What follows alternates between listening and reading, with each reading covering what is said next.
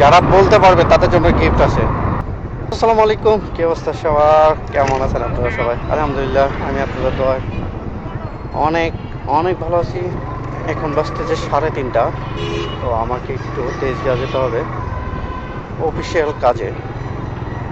Official কাজে বলতে একটা পার্সেল নিয়ে যাচ্ছি আমাদের এক পার্টির অফিসে।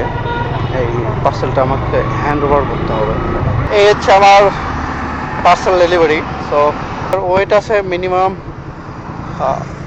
30 কেজি প্লাস আছে, 30 থেকে 40 মেবি এরকমই হবে। তো এটাকে সুন্দর করে আবার আমি বাম দিছি, অনেকগুলো বাম দিছি, তো ওই জন্য আর কি নিয়ে যেতে পারছি। চলেন যাওয়া যাক, নাকি কি বলেন?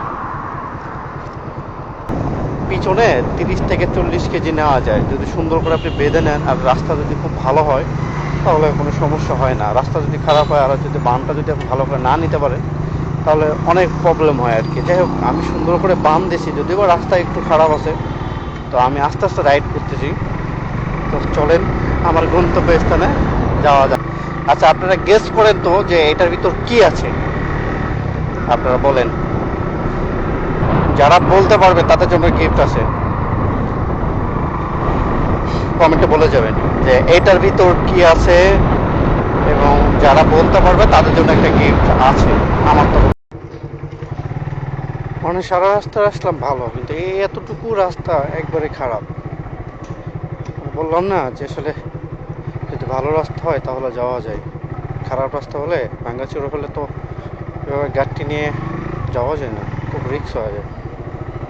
যাই হোক, আমি আসছি, চলে অবশ্যই মোটামুটি কাছাকাছি চলে আসছি। পিছনে এটা রেখে বাইরে রাখবো না বাইক, সমস্যা নেই।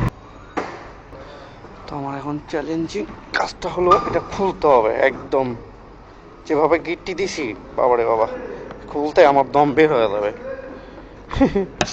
যাই হোক, দেখি, খুলতে তো হবে, কিচ্ছু করার নেই। তো ফাইনালি আমার কাজ শেষ, তো এখন বেরোলাম। এখন সোজা যাব অফিসে। তো সবাই ভালো থাকবেন, সুস্থ থাকবেন, আর আমার জন্য একটু বেশি বেশি দোয়া করবেন, আর সবাই একটু সাপোর্ট করবেন। আল্লাহ হাফিজ, বাই।